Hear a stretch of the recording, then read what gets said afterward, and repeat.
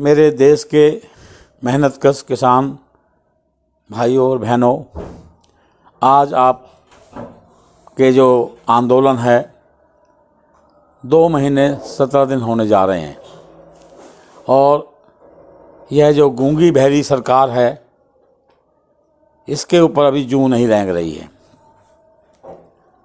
और अभी मैंने देखा, हमने 10 तारीख को संयुक्त किसान मोर्चे की जो बैठक हुई, हमने उसमें इस गूंगी बहरी सरकार को जगाने के लिए एक निर्णय लिए।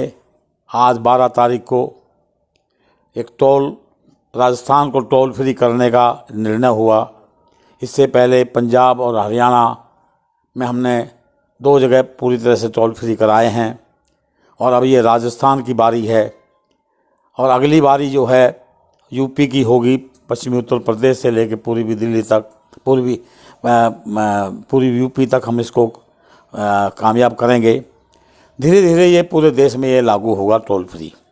इस टोल फ्री से देश की आम लोगों को इसका फ़ायदा होगा, क्योंकि देखिए, जिस समय कोई भी हम गाड़ी लेते हैं उसका पूरे ज़िंदगी का जो टैक्स जो है पहले ही जमा करा देते हैं। फिर ये टोल का धंधा किनके लिए? कंपनियों के लिए। ज़मीन हम लोगों की, एक खेती की ज़मीन, उपजाऊ ज़मीन लेकर के, और ये जो है टोल का धंधा जो है अदानी अंबानी के लिए। यही इस देश में चलता आया है। 2014 से हम देख रहे हैं। 2014 में मोदी जी ने कहा था कि मैं काला धन लाऊंगा, 15-15 लाख रुपया जो है सबके खाते में जमा होगा। वो एक बाद में क्या हुआ, एक जुमला हो गया।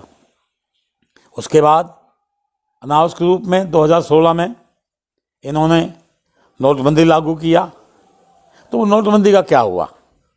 उस नोटबंदी से इन्होंने कहा था कि काला धन आएगा और वो नोटबंदी भी इनका जो है मतलब कामयाब नहीं हुआ।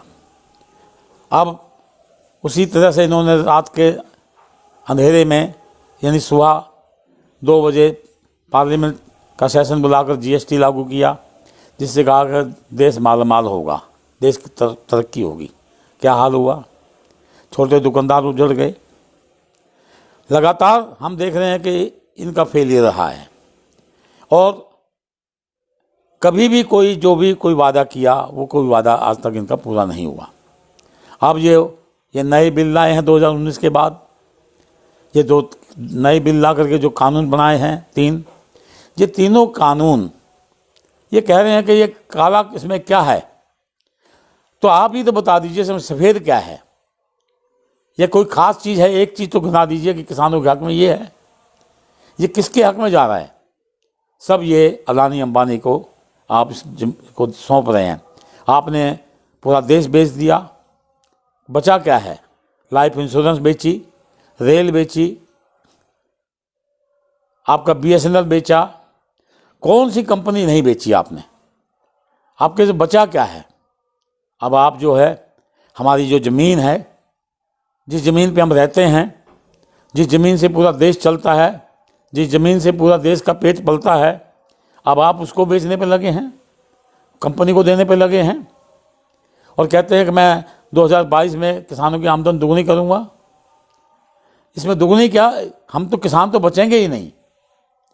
आपने कहा कि भाई पराली का कानून वापस ले लेंगे, तो पराली कानून तो वापस तब लेंगे जब ज़मीन बचेगी।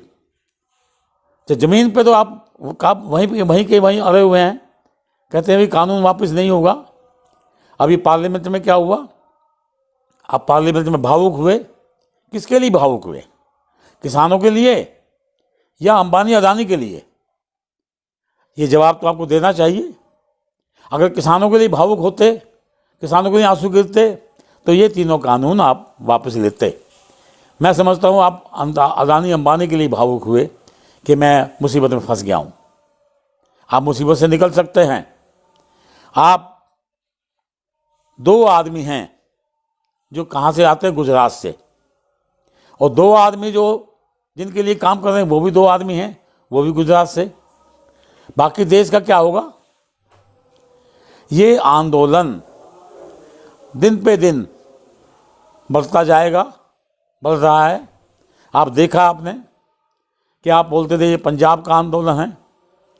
इसमें कोई शक नहीं है कि पंजाब जो है आंदोलनकारी रहा है, आंदोलनजीवी है। और मैं आपको याद दिलाना चाहता हूँ कि हम सब भारतवासी जितने भी मेहनतकश हैं, आज जिस हालत में देश यहाँ पहुँचा है, ये आंदोलनजीवियों के ही बल पर यहाँ आया है।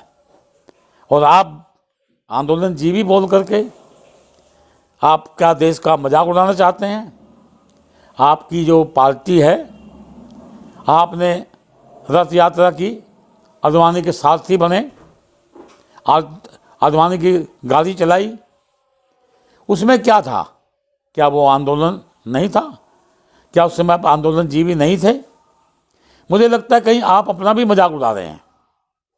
आप सोचिए, आंदोलनजीवी, परजीवी, परजीवी क्या होता है? परजीवी का आपको जरूर मालूम होगा। ये मेहनत कश किसान तो उपज पैदा करते हैं, इसका जो मलाई आप आराम से खाना चाहते हैं वो होते हैं परजीवी। परजीवी हैं यहाँ का देश का, मैं समझता हूँ अदानी अंबानी ही परजीवी हो सकते हैं। ये देश का जो है चलाने वाला तो मेहनत कश आपके यहाँ दिल्ली के सड़कों पे बैठा हुआ है, दिल्ली के आसपास, और आज 2 महीने 17 दिन इसको हो गए हैं।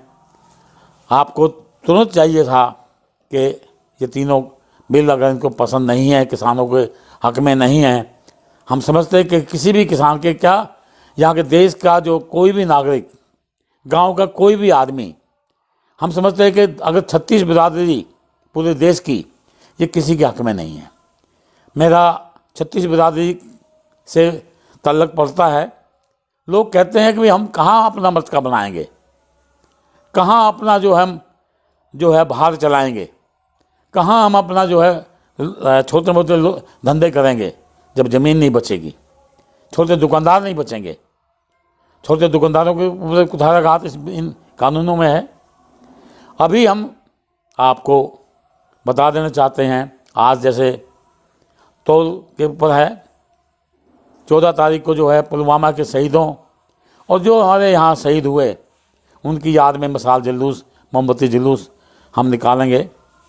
हम 16 तारीख को सर छोटू राम, जो किसानों के मसीहा थे, जिन्होंने किसानों के हक में कानून बनाए, उनका 137वां जन्म दिन हम जो है मनाने जा रहे हैं, जिसको अलग अलग ढंग से पूरे देश में, पंजाब में, हरियाणा में, उत्तर प्रदेश में लोग मनाएंगे।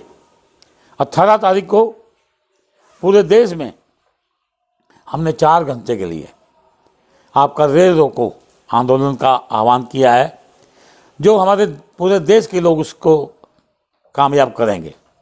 ये आपको एक चेतावनी है। आगे प्रोग्राम और भी होंगे। हम पूरा सरकार के साथ असहयोग आंदोलन खड़ा करेंगे। हम जनता के साथ हैं। हम जनता को कोई तकलीफ ना हो, हमारे आंदोलन भी ऐसे होंगे जिसको जनता ही कामयाब करेगी।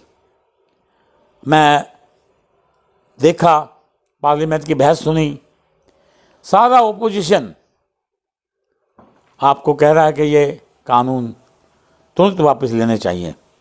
क्या पूरा हिंदुस्तान के 99% जनता क्या नहीं समझ रही है?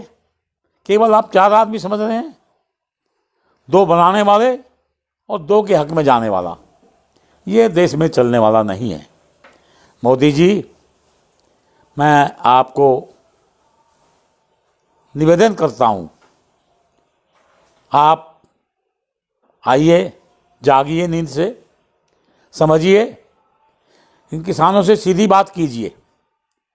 आप कहते हैं कि एक फ़ोन कॉल की ज़रूरत है। वो फ़ोन कॉल है कहाँ? क्या आपने फ़ोन किया किसानों को? आपको करना चाहिए। आप इस देश के मुखिया हैं। 2 आदमी के लिए प्राइम मिनिस्टर नहीं हैं आप। इस देश के मुखिया होने के नाते आप दिल्ली में बैठे हैं, किसान भी दिल्ली में बैठे हैं। इनको डराने धमकाने का काम मत कीजिए, ये शोभा नहीं देता। और जितने भी आपने निर्दोष इन आंदोलनकारी पकड़े हैं, जितने भी नौजवान जिनको आपने इस्तेमाल भी किया और उन्हीं के ऊपर मुकदमे लाद दिए, उनको जो बहका फुसला करके काम ले लिया और उन पर मुकदमा डालना, ये कहाँ की नैतिकता है? मैं समझता हूँ ठीक नहीं है ये। और किसानों के जो रहनुमा हैं, 40 जत्थेबंदी के जो 40 लोग जाते हैं, उनके ऊपर भी FIR किस बात की? ये उचित नहीं है। आपको ईमानदारी से जागना चाहिए, आना चाहिए और किसानों को हक में कोई हर्जा नहीं है, अपने ही लोग हैं ये भूल जाएंगे, फिर ये माफ़ कर देंगे आपको कि चलिए आप देर आए दुरुस्त आए, आप जागे और आपने इनके जो हकों की बात है वो कही। और एक MSP में जो है 23-24 जो भी चीज़ें आती हैं पूरे देश में, उसको लिखित रूप में गारंटी करिए कि MSP से नीचे कोई खरीदेगा सज़ा का पात्र होगा। ऐसे काम कीजिए। आप काम करने के लिए और भी बहुत हैं। आप जनता को राहत दे सकते हैं। आप शिक्षा फ्री कीजिए, शिक्षा का स्तर 1 कीजिए और स्वास्थ्य जो है सबके लिए ज़रूरी है, उसको मुफ्त कीजिए। स्वास्थ्य को कतई मुफ्त कीजिए, उसका जो है एक निजीकरण ना करके उसको जो है अपने उसमें लीजिए। और आप ये MSP की जो बात मैंने कही, सरकार इसकी गारंटी करे खुद खरीद की, तब देखिए देश में दुगनी क्या तिगनी क्या जरूर कामयाब होगी। हमने तो पहले भी आपसे कहा कि स्वामीनाथन की रिपोर्ट लागू कीजिए, वो तो आपने की नहीं और उल्टा जो है कारपोरेट के फायदा पहुंचाने के लिए ये किया। इसको बंद कीजिए। मैं तमाम देशवासियों से कहूँगा, हमारे किसान भाइयों के हक में आइए, इस आंदोलन का, इस शांतिप्रिय आंदोलन का हम बढ़ चढ़ कर, हम जहाँ भी हैं हम इसका सहयोग करें, हम इनको इस पीड़ा को समझें। ये पीड़ा कोई केवल इन किसानों की नहीं है, ये हम सबकी पीड़ा है। हम सबके, हम शहरी हों, ग्रामीण हों, हम रिक्शा चलाने वाले हों, हम सड़क पर बैठ करके जूते का काम करने वाले हों, तमाम लोगों की पीड़ा है कि ये अगर ऐसा हो गया इस देश में तो ये देश बर्बाद होगा, बहुत नीचे जाएगा। अंत में एक बात मैं कहूँगा कि रोज़गार आप देखिए कि इस देश में खेती से ही ज़्यादा से ज़्यादा रोज़गार पैदा हुए हैं और होते आए हैं। आप उनके ऊपर भी, जब ये खेती ही नहीं बचेगी, रोज़गार तो देश में बचा ही नहीं है। आपने देखा कोरोना टाइम में किस प्रकार से मेहनत करके लोग बर्बाद हुए या बर्बाद आपने किए, उनकी कोई सुनवाई नहीं हुई। और मजदूरों के खिलाफ क्या, किसानों के खिलाफ क्या, इसको छोड़िए, लाइन पे आइए, देश के आम जनता के लिए लड़िए, तो आपका मैं स्वागत करूंगा। इन्हीं के सब शब्दों के साथ मैं धन्यवाद, पूरे देशवासियों का धन्यवाद करूंगा कि आप शांतिप्रिय ढंग से इस आंदोलन को आगे चलाइए। हम आप जरूर कामयाब होंगे।